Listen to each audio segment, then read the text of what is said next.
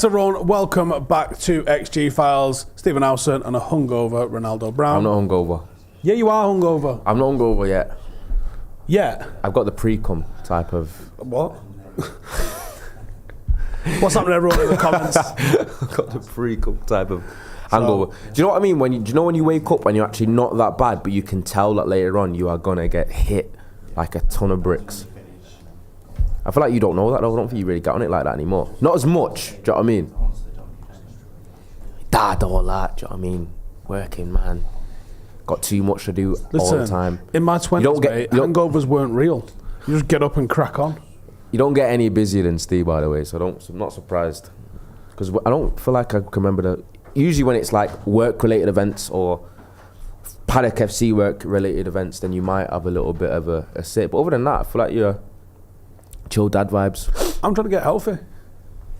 And I don't, like, I got a load of rum at home. Obviously, I've got hundreds of bottles in here. Yeah. But I can't, I don't want to be getting smashed all the time anyway. Okay. Hangovers, like, I'm approaching 40, right? Hangovers when you're under 21, they don't exist, right? So if you're 18, 19 thinking, I had a biblical night last night and I'm sound as a pound, yeah, you're not special. That's everybody. Everybody just wakes up, go, oh, I'm a bit tired, and cracks on with life. As you meander your way through your 20s, you can get hard after it. Yeah. Like, you can get hard after it on a weekly, sometimes twice in one weekend. Yeah, but, you know, when me and Janine first started going out, we're talking 21, 22, 23, you know, you're talking getting at least going out every single weekend. Usually a Saturday night every single weekend, without fail. Not a problem. Hangover Sunday morning? Not really. Have a bacon butty, watch Spartacus, watch the Hollyoaks Omnibus. Sound. You know what I mean? Not a drama. Once you get in your 30s, I don't know what happens is, I think as soon as you hit your 30s, you go, oh. And some of the hangovers I've had in my 30s, I think I would rather have died. Like, they've been so bad. They can be like horrific. But You're 25. Yeah, I know. There yet. All right, so can I give them context, right? So I'll give you context. It was my birthday yesterday. Do you know what I mean? So you went out for a meal. So I went out for a meal and I went out later on and made it into work decently on time. He was late. Do you know what I mean? And listen, if there was a possible VT that could have been played of me stumbling in home, basically, you know when you walk in and you're a little bit tipsy and literally the only direction you can walk in is left. That's literally what I was. I was like left. Went to the wall near the back gate, just walked into the wall right next to my garage. And I still made it in. For you guys, XG Files, I couldn't miss it. Super chat there from Nick Collins. He says, I know with the Greenwood we had the pics and audio, but with Antony having 3 allegations, should he now be suspended pending the outcome of this? I gave my opinion on this the other day, and yes is my opinion on this one, in all honesty, because once you've set the precedent, and someone was like, oh, why are you trying to get our players suspended? I'm not.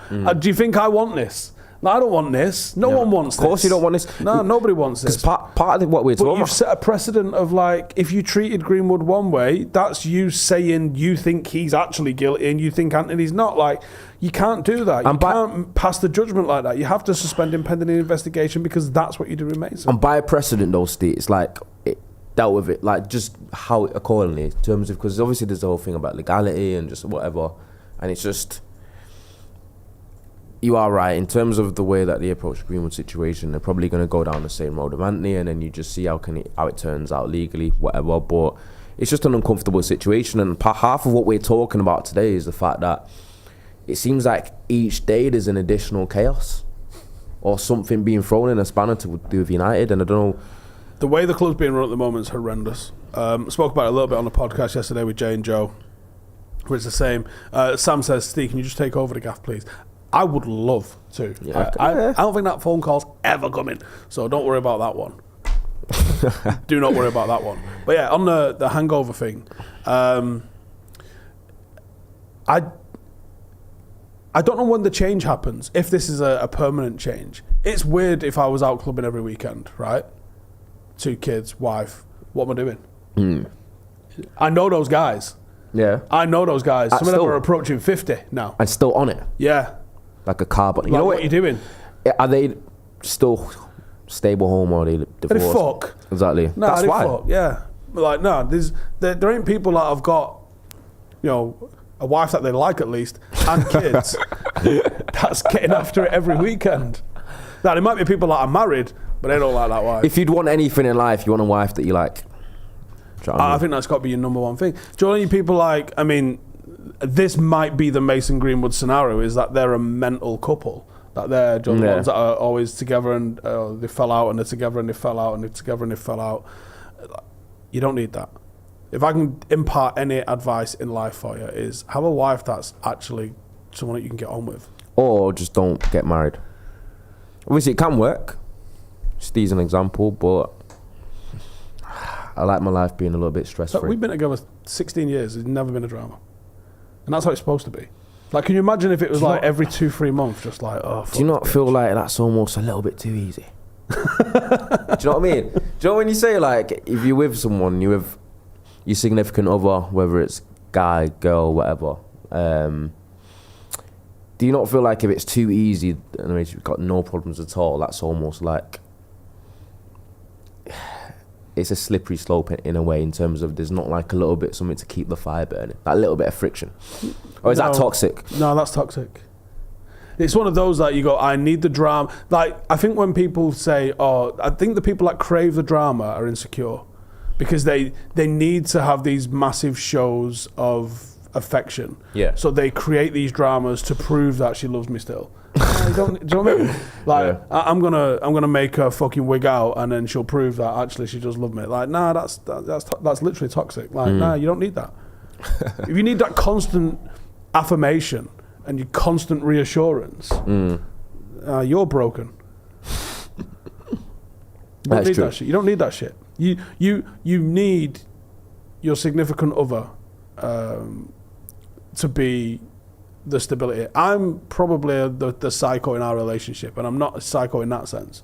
I'm just busy. Yeah. No, I hear you. Obviously, Ed says Ronaldo needs that toxic love.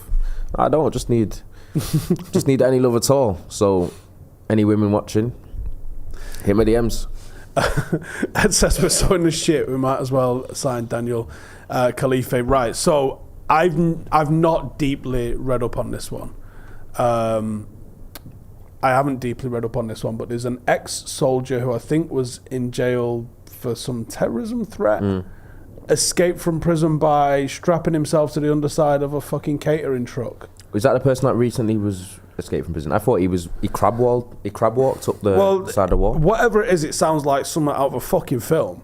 How are you allowing people to escape underneath it like it's some sort of 1950s fucking like carry-on film? Really? You really escaped by holding onto the bottom of a truck? Like, Fast and the Furious ain't even going down there. They're like, nah, that's not believable. That's too unbelievable. Have you watched any of the Fast and Furiouses? I accidentally watched Fast 10 the other day. Or Fast X. Honest to God. It's shit. They deliberately have the most unrealistic scenes. Yeah. I think they started out doing it. I'm going to crash into this car and watch my kid leap from it into my car. I've seen ones where like they've flown off mountains and then they've somehow like clicked onto a rope. The first one was pretty realistic. Do you know the guy cutting his arm up because he got it caught on the wire in between one car and another, and all he did then was jump from that onto the back of a car. Believable. Like, pretty ballsy, but believable. Like, I don't even know if Fast and the Furious knows what it's about anymore. Like, what wasn't it meant to be about? Like car gangs, like that did racing and maybe did a little bit of like robbing on the side. Then he went into like absolute action where everything that happens, everyone's basically a superhero. Fact. Honest to God, like the cast of Fast and Furious, you'd be like, did he have a chance against the Avengers? That's kind of how you see it. Do you know what I mean? Yeah. But Mr. SS says, you're all on a witch hunt. Again, not really. But would you like it if you were accused but innocent and the club suspend you for doing nothing wrong? Being suspended doesn't necessarily mean you're guilty. It literally, that's protecting the club.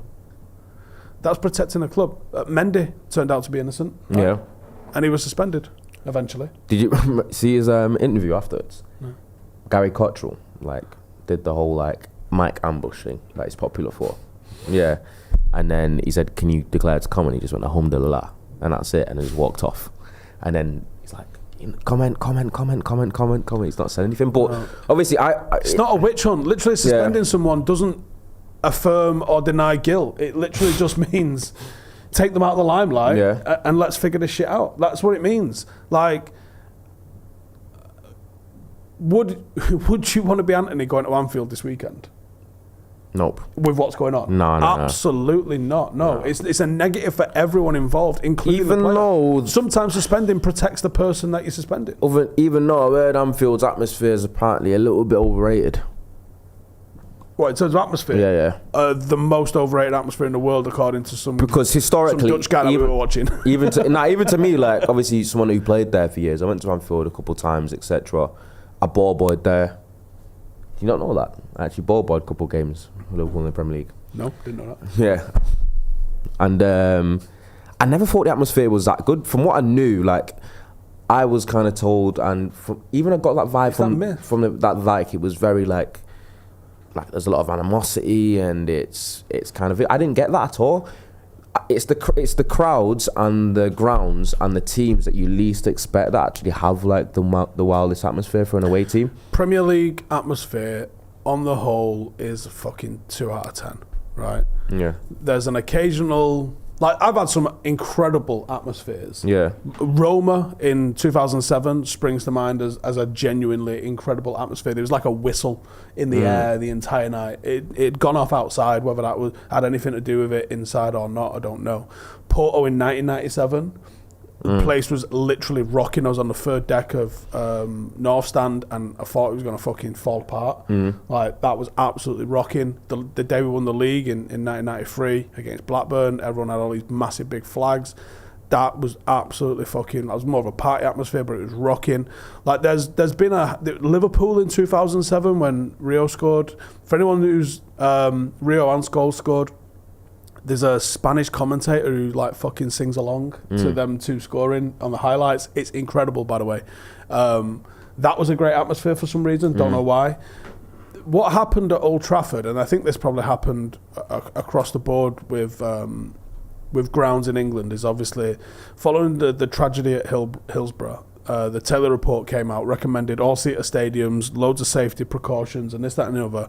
And it changed the makeup of English football from being sort of centred around I don't know how it managed to do it, because it was incredibly effective at doing it. It killed hooliganism when it went to all-seaters. It really did. I mean, obviously there is still trouble at grounds, but it killed the mass hooliganism that was present in English football in the 80s, which was all over the place. So the one positive that came out of Hillsborough obviously was that. But then it became quickly gentrified and the prices rose, and the prices priced out a lot of the people that was causing the trouble, but a lot of hardcore traditional support as well got priced out with it. And people looked to executives and they looked to tourists and they looked to try and sanitize the sort of experience in the Premier League in a way that some places haven't. And I think you now need to go to places that haven't become sanitized to find true atmosphere. Eastern Europe looks mental. Eastern Europe looks like true atmosphere. Poland looks bonkers. Some of the stuff I've been seeing at Legia Warsaw looks mind-blowing. Looks like you'd never experienced that in England. I told you what Turkey was like when I went there. Yeah, I can imagine Turkey. I went to a Turkey second division game. I was behind, got Zepe to watch one of my mates that plays for him in the second division Turkey, and we were in it's a very small ground. It was in Bodrum, very, very nice Bodrum, by the way. And I was in like just the left side of the ultras, and he had a literal group of about 50 of them, and those 50 got Zep fans in the ultras created enough noise with that off the reds, not that insane. I've got a clip where it's like they almost created enough atmosphere where you'd feel like instead of 50 people, it was like 2,000. Never seen anything like it. I've been to games in England or whatever, and I've never ever seen that kind of energy and like. Do you think British people take themselves too serious? I think so, because these people are very like unapologetic. It's like they're just. Yeah, I get. I've always said the United crowd, especially, like United fans, as a fan base, don't really agree on much, but there's certain trends that are true within the fan base. We typically don't wear colours. And even though we've got a singing section, it's kind of anti what our natural sort of tendencies are. Like, when you watch American sports and stuff like that, I mean, some of that feels fake. But the way they throw themselves into supporting is alien to British people, and certainly even more so alien to Mancunian people, I think, on the whole. And there is a reservedness about British people and about Mancunians in a way that I think the only time we do get up for that sort of stuff, the only time we can create an atmosphere is through violence. We like violence. The hooligan, Green Street. Yeah, I think that's the only time that you get that. I don't think you're ever going to get an atmosphere like you will see in Morocco. Like, I've seen some amazing sights in Morocco. So you think the culture in England, in terms of like... I think it's reserved and it only comes out if there's violence. Is it tribalism? It's very tribal. I mean, football's tribal as a sport regardless, right? Yeah. But I think that to get what we would all... I think there's a universal agreement on what a good atmosphere is. Greece seems to be able to produce a good atmosphere. Holland's a weird one because Holland's culture of fandom is quite British, and it's also quite violent as well at the same time. But it does lend itself a little bit more towards the way the Germans support. Obviously, Holland and Germany being extremely close, there's a lot of cultural things being shared. Germany seems to be very loud. It seems to be that they can get behind a team with tifos, with chanting and that sort of stuff. The German football culture I do like, and I could see the German football culture come over to England, but people are almost too reserved for it to sort of take root. I don't think you're ever going to get what you see in Turkey and Poland and Greece, like some of the sites and stuff. I mean, it's interesting to me as you're not allowed in a stadium with flares or pyro in England because of the dangers and this, that and the other. And there's always someone who'll be like, well, what if I've got asthma and this, that and the other. And you're like, well, I never see these complaints coming from like Olympiacos when the entire stadium's brought a flare and the place looks like it's on fire. I haven't seen any incident. I mean, maybe there are incidents and I'm just not aware of them, but like they seem to go without drama at any point. Spanish football's shit atmosphere.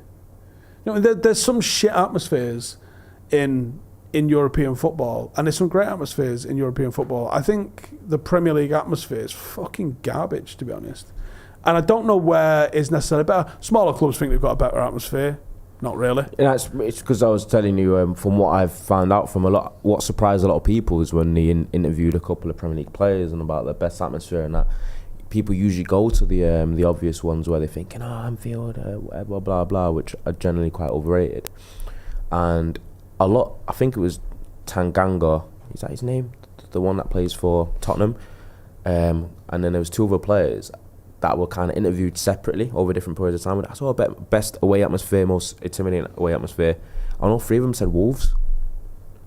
Apparently, away at the Molyneux at Wolves is one of the most... There's quite a steep stands there. Yeah, which surprised me quite a lot, but apparently that's one of the most intimidating atmospheres that Premier League players go to. Rebel says all the hooligans started taking ecstasy. There's a lot of truth in that, actually. There is a lot of truth in that. Oh, the super chat as well. Chris says American football opened up for the NFLs last night. You should tell United to try and bring an NFL game to Old Trafford. It's an awesome experience.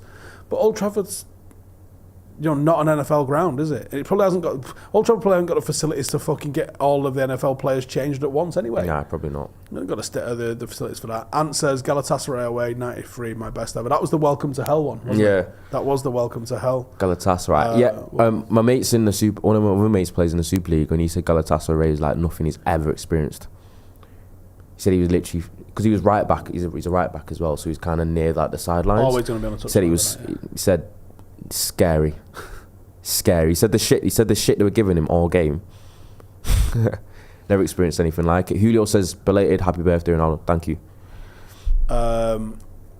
Shepo says OT atmosphere is weak. I don't know how players hype it up. Old Trafford's actually really good for the Premier League. Probably helped on the fact that it's so big. And also the Red Army section being right around the tunnel is probably a good thing. And the Red Army section's been a real positive introduction in terms of atmosphere. And obviously it's opposite the away fans, so you can kind of get a little bit of a back and forward going there. If I was in charge at Old Trafford or at United and I had a say in what I would do at Old Trafford, what I would do is I would make the whole of the bottom of the Stretford end, the bottom tier, I'm on the top tier, but I would make the bottom tier safe standing. Fuck the seats off, let's have safe standing. You can get 1.5 people per seat in safe standing, so you can cram more in. Do that at the bottom of the Stretford end, do that at the on the other side as well at scoreboard end, K stand. Make it super cheap ticketing, make it unallocated. Maybe if you're allowed, I don't know if that might be one of the things that changed in the Taylor report actually, is to change that. But I would make it as cheap as I can make it, try and make it semi-unallocated, but almost make it a little bit pay on the day as well, or like get your ticket on the day so people can rock up last minute and go to the game. Because I think that's something that has been missed. People go, oh, should we go to the game? Like, if me and you didn't have anything to do and we was like, oh, should we go to United today? Can't do that. You can't do that. Like, yeah. And us getting 2 tickets together is nigh on impossible. So I would have it maybe a bit of unallocated, get your tickets on the day almost, and I would just reserve like 1,000 tickets for going on the day, but maybe you have to go into the ground to get them, so I don't want any fucker going into the ground, getting them and then flogging them for deer outside. Fuck that noise. Find a way that it's like you have to enter the stadium to get them almost. Got any like kind of vision in that kind of sense? Obviously, I know you want to speak about like Paddock, Droylsden. Oh, actually, yeah, but before I get any deeper into this one, roll VT.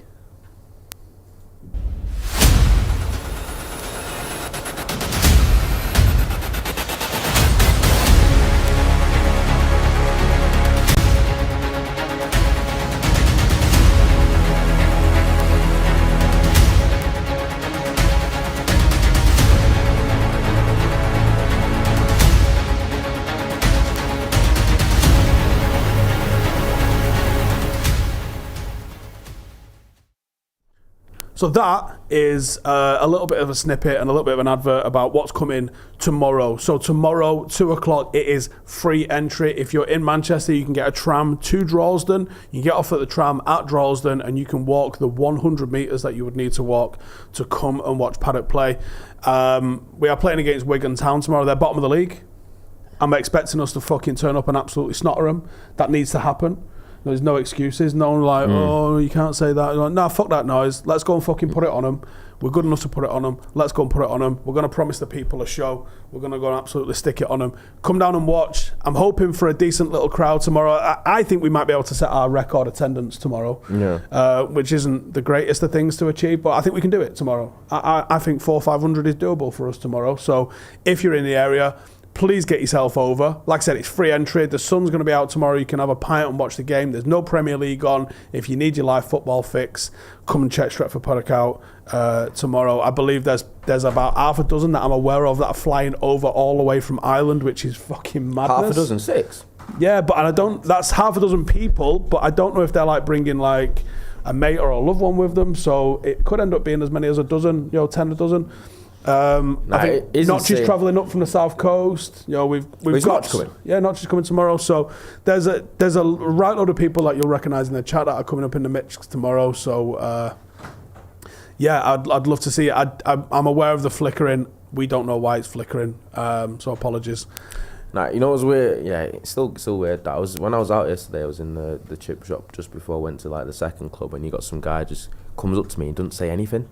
He just stares at me like up close, and I'm thinking, "You okay, mate? What? Like what? I don't know if this happened to you." I was like, "What?" And the guy goes, this is just really weird." And I was like, me and Isaac are looking at each other like, "What?" And he's just like, "I'll watch you all the time, Stretford Paddock."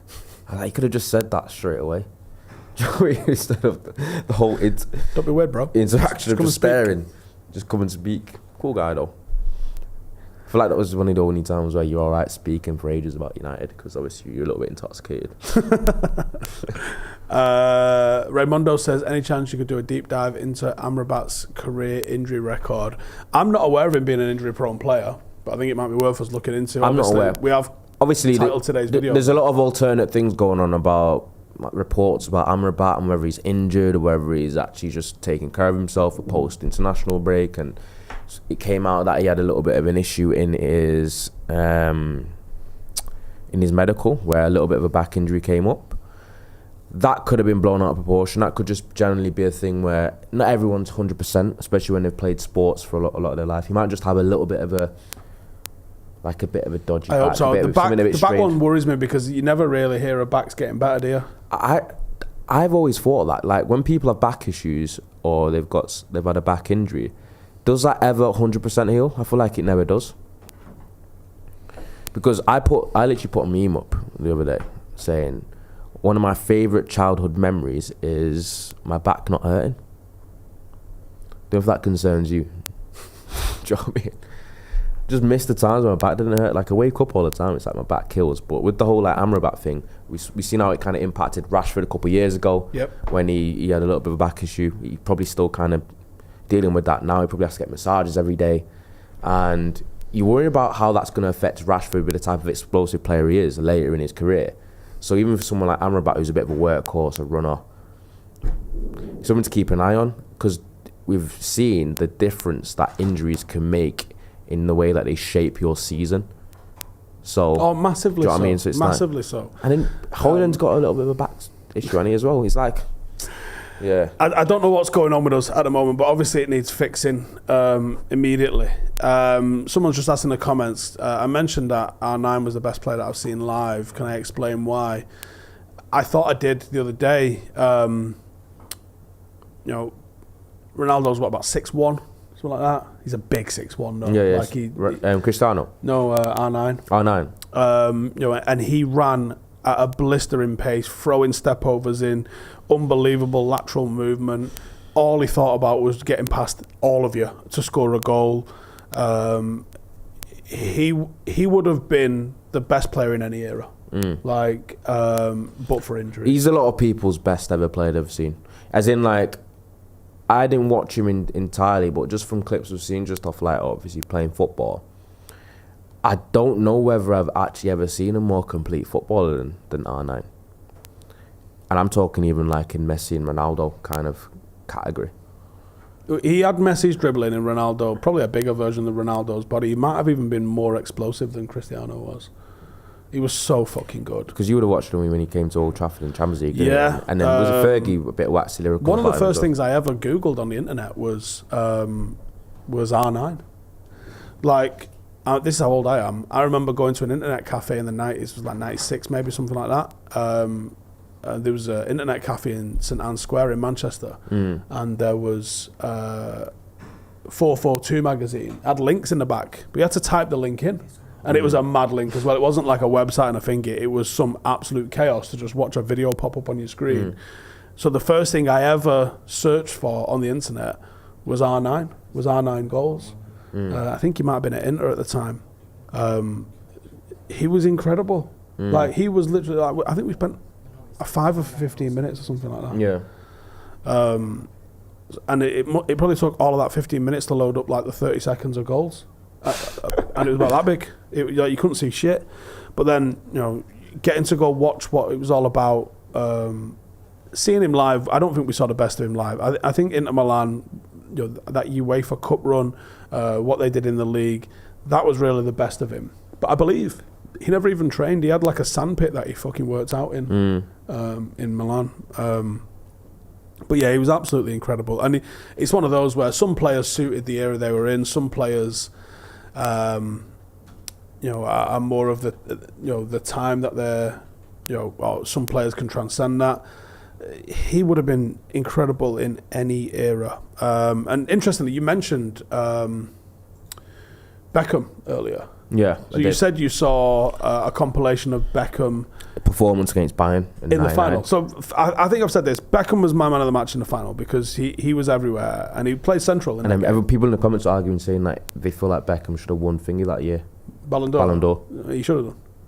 There's not even a debate in my mind. Like, it's ridiculous. Of course he should have done.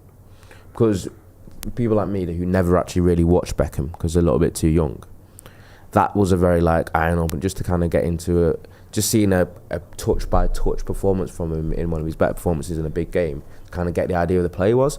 And when I watched that, I thought I was a bit like, I'd be honest, I was like, wow, baller. But I was in a way of thinking, he didn't look like a right winger to me though. I could see like he could play there. Right wings evolved. He looked to me, when I watched that Beckham against Bayern in 99 Eclipse, he looked to me like if he played today, he'd be an 8. Or almost. A wing back. A wing back, yeah, because very much in the Trippier sort of sense of... People compared him to Trent in the comments. Yeah, no. Not having that.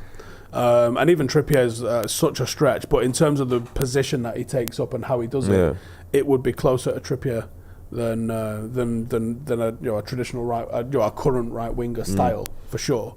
For me, I think one of his better games that season though was probably Inter Milan at home, 2-0, 2 Beckham crosses, 2 different Beckham crosses. But if you watch the game, there's about 7. He just fucking puts them in the area. We're not putting them away. Do you think Beckham's looks, aura, etc. kind of took people's attention away from how good he actually was? Few things. There were some people that were never going to have him after he got sent off. So they were never going to take to him. I've decided I hate him, and that's that. Yeah. There was the ultra mega stardom that existed with him, which was annoying to some people. There was his whole metrosexuality thing where, he was so comfortable in who he was that he just expressed it however he wanted, and that irked some people. The fact that he wore a sarong on holiday, like, literally sent people over the edge. Like, hilarious. The fact that he dyed his hair sent people over the edge. But Robbie Savage did all that. You have to back it up with ability. That Inter Milan game, think about what's happened. 1998, he gets sent off. He is horrendously vilified by the press, led by Piers Morgan, by the way. We don't fucking forget that, Piers, all right? I've had opportunities to do stuff with Piers, and I absolutely outright refused to do so because I have no fucking desire to do anything with... one, for Beckham, and 2, for what happened with... the British forces in Iraq when he was the editor of the Mirror. We don't forget. So 98 happens. Beckham starts the season, starts it well. It starts well with everything that's going on. And because of the storyline, we end up drawing Diego Simeone again. Quarter-final of the Champions League. First time they meet. David Beckham puts on a fucking masterclass in that game. Of work rate, of running, of decision making. This isn't Trent 0 out of 11 level crossing neither. This is fucking... I reckon if you could get the stats, I would reckon he probably put 10 crosses in, and I reckon 8 of them were found by a United player that didn't manage to direct it in the net. 2 of them York put in the net. But his performance was fucking otherworldly. It was like he was playing a game at one pace and everyone else was playing it like fucking 25% slower. Like, he was seeing things, making things happen. It's not just his crossing. To distill him down to crossing it does him a massive disservice. The vision on him. The ability that Rio put in a compilation the other day of him at Madrid. There's a little compilation someone's done. The second pass in there, he's basically on the halfway line and he puts a ball into the box from the halfway line. I think it's R9 running onto it. It goes in between 2 defenders and just drops. Like, you couldn't have... Joe, if you had said to you, where would you want that ball to land? If you ran with the ball in your hands and kind of placed it you couldn't have put it there better. Yeah. It was unbelievable. And he did that on his forward... People call them a long ball, but they weren't a long ball, really, because a long ball, to me, is something that you've pumped up with the intention of winning the second ball rather than getting on the end of it. Some of the forward long passes that he would put in were just... I've not seen anything like it since. He was so fucking good and so hard to sort of replicate with any other player that's been in the Premier League since. He did 6 years in the Premier League, something like that, right? As a first choice player. His free kick record still stands. These people have had full careers in the Premier League. He's still the all-time leading Premier League. I think he's tracking it down, isn't he? James Ward-Prowse is tracking it down. Yeah, I think he's 2 behind him. Something like that. 1 or 2 behind him. But he's on, how many seasons has he played in the Prem now? Probably around the same. 5, I think 6. it might be more, you know. Obviously, he went down to the Championship, but then he got bought by West Ham, and now he's back. But yeah, Beckham, like, I actually spoke to Rio about potential for doing some content with, BT TNT, and I said I'd love to do something like, my do like a bit of a watch along with the rights of some of my favourite Champions League games, and 2-0 Inter Milan would be one of mine because of that Beckham performance. Because it was such a complete performance where you had Zamorano trying to intimidate Stam, and a real iconic moment for those who can remember it are just watching Jaap Stam just fucking look down at Zamorano as he's trying to like bang into him, and Jaap Stam just like, it's like trying to bang into a wall, and Jaap Stam's just like, what are you doing? Sort of thing. It's such a cool fucking game. Yeah. Such a cool game. And with so much on the line as well, Beckham's looked him in the eye, shook his hand, and then gone, watch this, you fucking prick. And supposedly Beckham in his house don't have a lot of shirts up, but he has two shirts and 1 photograph, and the photograph I think is from West Ham away when they're all calling him a wanker and stuff like that, like these kids fucking screwing their face up at him. And then he's got 2 shirts. One is his shirt from the first half, Simeone's shirt from the second half in that game. That's how big that fucking game was for David Beckham. And when I say he should have won the Ballon d'Or that year, this is the European Cup quarter-final, and he's put in a fucking 12 out of 10 performance. Flawless. Better than flawless.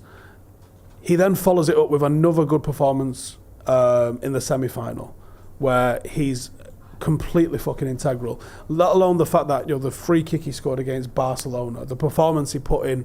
I mean, the performance he put in against Bromby is hilariously impressive. We fucking snotted them. I mean, imagine being drawn as Bromby in that group with Bayern Munich, Barcelona, Man United. And then in the final, he's the man of the match in the final before the last 2 minutes. And then the last 2 minutes happens and he puts them in. James Ward-Prowse on his 12th season in the Prem. Are you sure about that? Yeah. 12? Every year since 2012, 13. Wow. This is his now. How old's Ward-Prowse? That's actually crazy. Must be about 30. Someone said in the comments, Michael Davies says, Beckham hasn't got half the ability of Trent. No, he hasn't. He's got about 5 times the ability of Trent. Well pointed out. Trent's just a volume merchant, right? Trent is just a volume merchant. If you think, and I think Trent's dead ball delivery, I think his open play delivery is all volume and hope for the best, right? His dead ball delivery is actually very good, and it's still a mile off Beckham. I can't completely agree. What?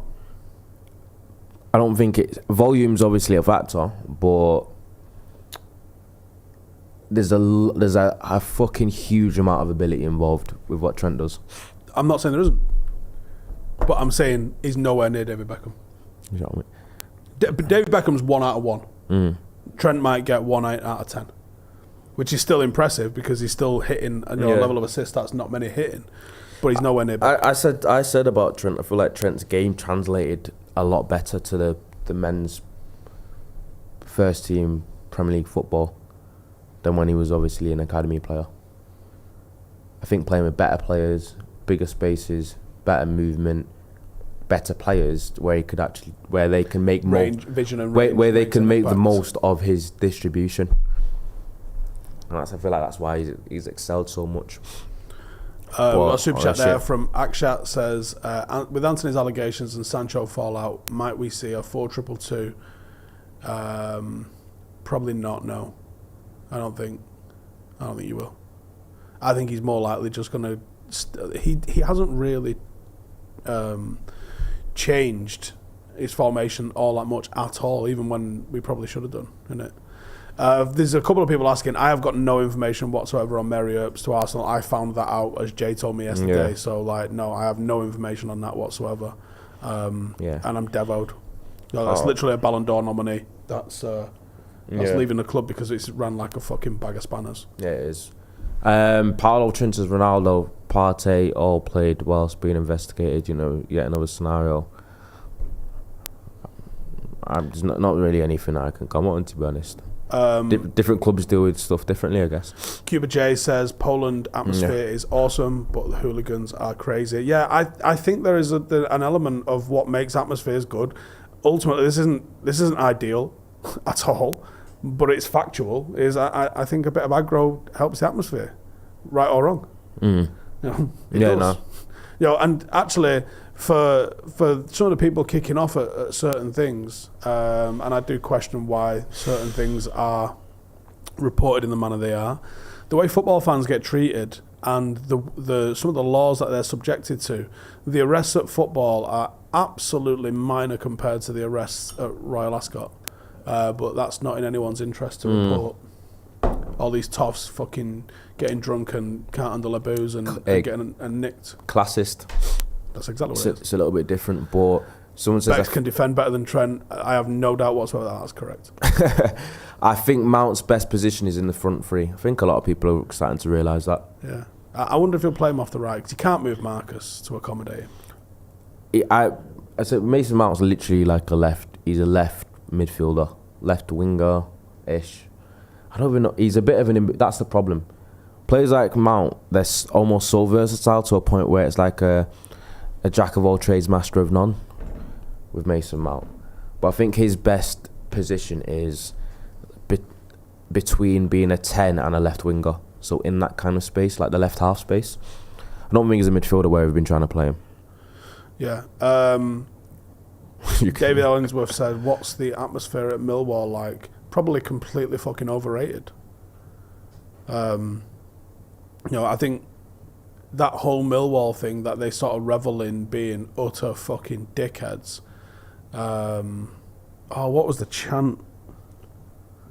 We're not racist, we only hate something or other. I can't remember what the fuck it was, and you're just like, wow, all right. There was a guy that kicked off with us once when I was in the army, and over a pool table, and he just decided he was next. He couldn't be arsed waiting. And he bully. And he's just seen me with my little fucking boy band haircut that I had at the time, and I'm skinny on it at like 19, whatever it was. And he's come in. He's got like thought you were a victim, mate. He's got a big fucking enormous derby with Millwall tattooed across the middle of it. Loads of proper 50p tattoos all over him. He's a big boy. Yeah. But he's come in and he's like, I'm fucking next. And I'm like, well, you're not, because you've got our money down. And he was like, I said I'm fucking next. And I went, oh, fucking what? Like, what are you going to do?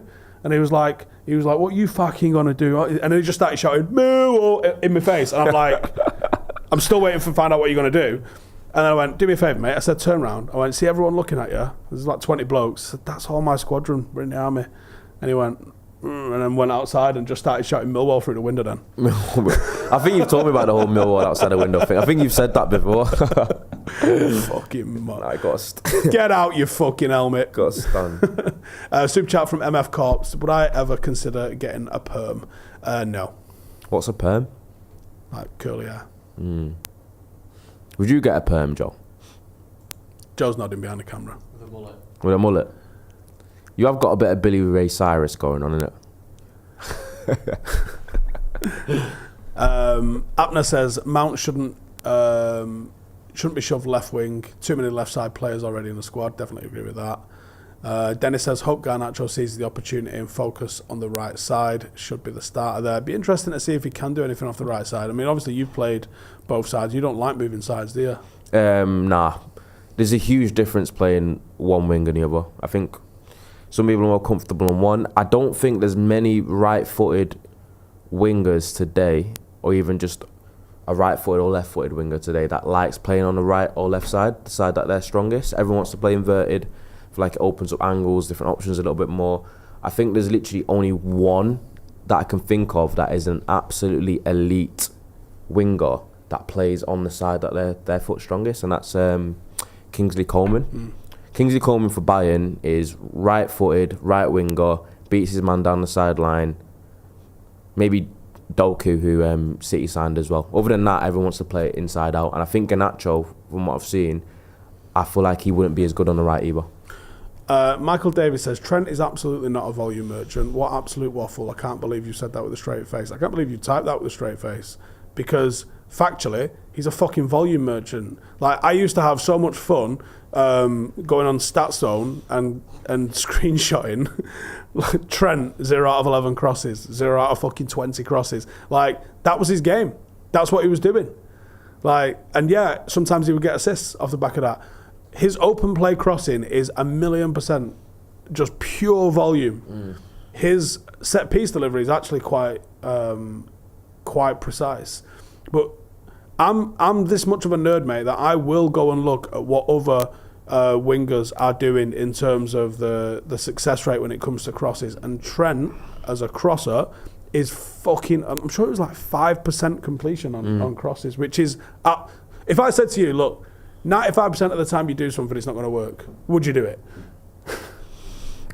Nah, the thing is, that's similar to Rashford though, in terms of being a match winner, because he doesn't make 11 and then he makes 1 and he decides the game. And there's a huge like value in that. Same with Rashford. Is people can criticise Rashford's performances throughout games as much as you want, but he's literally like he's a match winner though. And match winners like Rashford are priceless. As much as you want to criticise stuff that he might do throughout the game, like link up and keeping a ball and losing it, as you saw against Arsenal, he's one of those, when he gets an opportunity and he has a moment, he can be world class in that moment, and then he either scores or assists. And I don't think people take no value in that when it comes to Rashford, because I think there's a lot. I think there's a section of our fan base decided that they don't like him, and therefore Marcus doesn't get the support that he absolutely deserves from the United fan base, because he's fucking mint. Yeah. Andy Smith says, what happened to the IRL channel? Interestingly, we just had a meeting about the IRL channel. I've just hired someone. We have a new member of staff at Paddock HQ. He's called Spencer. He's going to be basically looking after the IRL channel. The thing is with the IRL channel, for those who don't know, if you just search Howson IRL, you'll find it. Or it should be in the description, actually. The Howson IRL channel is going to be me doing all the things that I like to do that aren't football related. There's a hell of a lot of football in my life, but there's also more sides of me that I'd like to maybe explore on camera, or just explore and just see what happens with it anyway. Yeah. So Spencer's coming in to sort of look after that channel. One of the first videos actually going to be showing you how much football is in my life. Just basically follow me around for a week and trying to see if we can make a bit of an introduction to what that channel is going to be about. But there's going to be fitness challenges on there, things like Tough Mudder, Paris 10, that sort of thing. Going to sort of vlog doing that. We're going to try and do, all sorts, basically. We might be some vehicles involved in it. There's going to be a lot of hiking involved in that, because I do a lot of hiking. So the IRL channel's just on hold. Here's the thing with the IRL channel. The stuff that I do at the moment on this channel, quite a lot of it is very newsy based. So there's lives, there's reactions.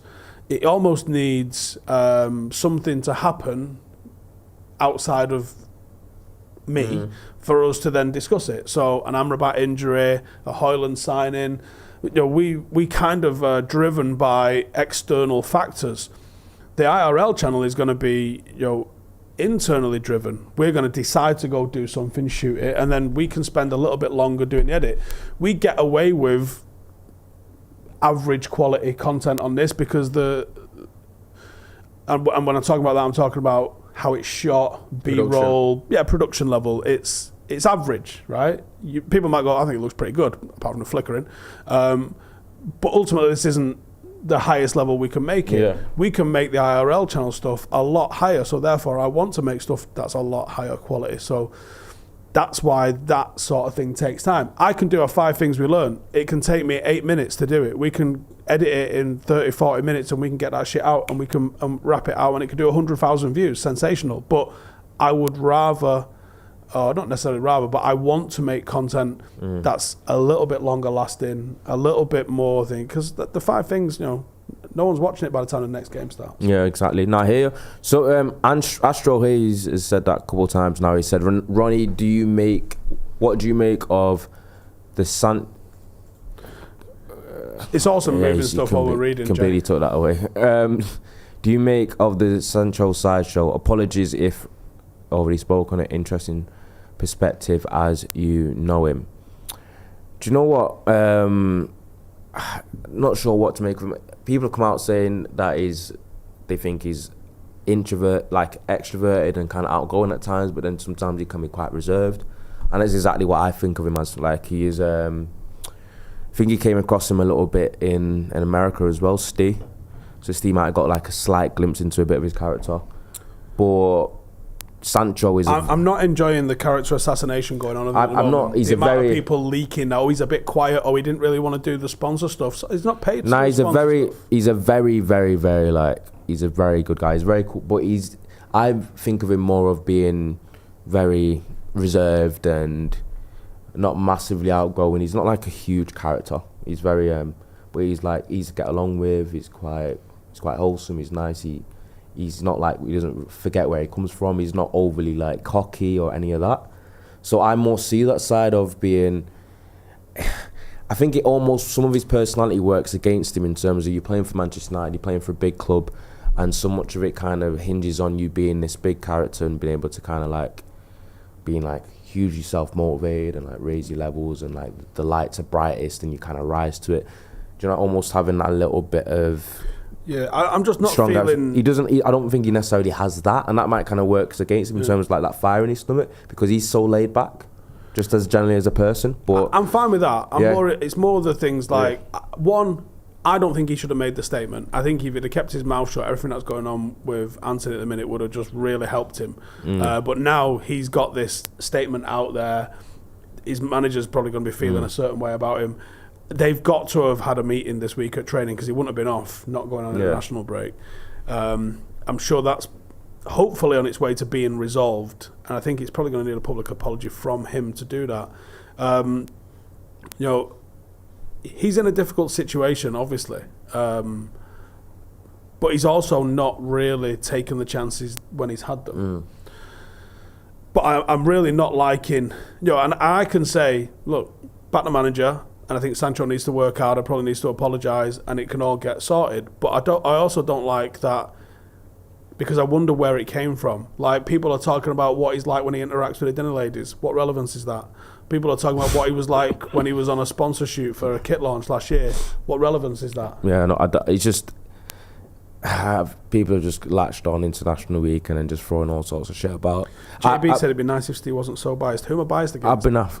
or for? I've been off Verma. What the fuck does that mean? I've been off Verma? That's a great name, man. I think he got pissed off that Ronaldo was sleeping when he wanted to meet him. Now, when he met him, Ronaldo caused this. Michael Davies says, Beckham put in 13-25 crosses in his United career and got 80 assists. Let's talk about volume. Trent did that last weekend. Get a fucking grip, mate, honestly.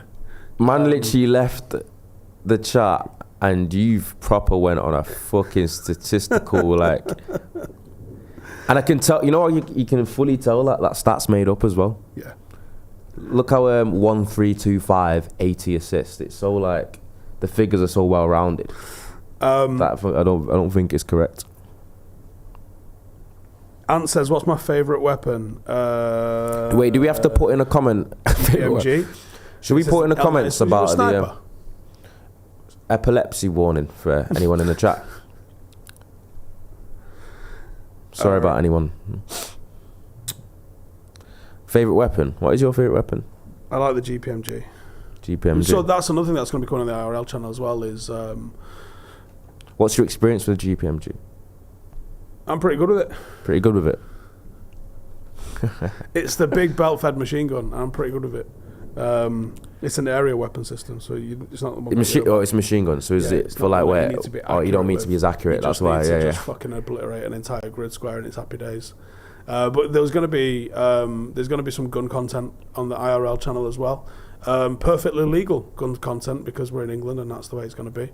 And we might even do a bit of a journey showing you how you can like legally own some absolutely bonkers firearms, like the M107 Barrett 50 cal sniper rifle, perfectly legal gun to own in the UK, and a lot of people don't know that. And someone in America probably has that. Do you reckon? Yeah, legally. You probably get that at the Pointing out the post window. office or something. Get off my porch. J190 with a super chat says, guys, is it true Ronaldinho came to the training ground in 2003, and if he joined, do you think Sir Alex would have dealt with his partying habits? Well, the thing is, he didn't sign because of Peter Kenyon. Now, when Beckham was leaving, United looked at Ronaldinho and Cristiano Ronaldo to replace David Beckham. Ronaldinho would have been an amazing player and probably a legend at United if it came, but would it have worked with what we wanted to end up going and being? I don't know. You know, we had players that, you know, he couldn't sort Anderson's partying out. Like, what makes you think he was going to sort Ronaldinho's out? Yeah. Anyway, I think I'm going to wrap it up there. Yep. Got a busy old day. But cheers for tuning in as always. Make sure to subscribe. Roll VT one last time before we go. 2 different people here, Red Bull and water. Yeah. One's hungover though. Can we roll VT please before we go? Anytime you like. Anytime you like. Flicker. Anytime you like. Anyway, we're playing tomorrow. Here it is.